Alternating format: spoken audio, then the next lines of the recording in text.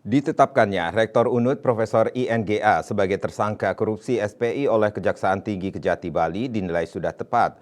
Pengamat hukum Imade Ariel Sudardana menilai penetapan ini sebagai langkah awal untuk menyambungkan rantai yang terputus akibat penetapan 3 tersangka saja karena secara teori korupsi dalam sebuah lembaga adalah sistematis.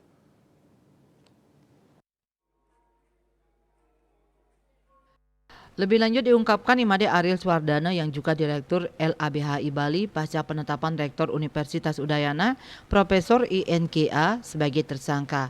Hal ini terkait status sebelumnya sebagai Wakil Rektor 1 bidang akademik dan juga Ketua Panitia Penerimaan Mahasiswa Baru Jalur Mandiri.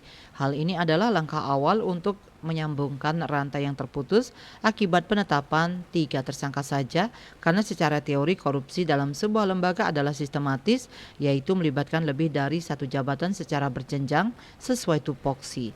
Namun ia meminta jaksa untuk tidak cepat puas diri sebab untuk pembuktian kasus ini jalannya masih berliku dan terjal.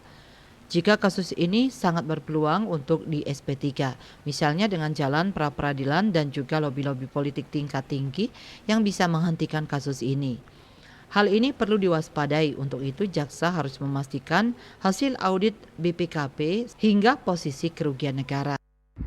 Penetapan tersangka ini menyambungkan dengan 3 tersangka lainnya yang sebenarnya lebih dulu ditetapkan sebagai tersangka dengan peran mereka sebenarnya pelaksana.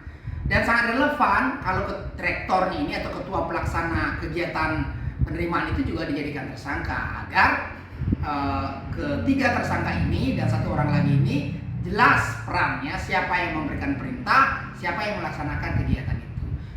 Maka benar apa yang dilakukan oleh kejaksaan dengan menetapkan rektor atau ketua pelaksana kegiatan ini sebagai tersangka.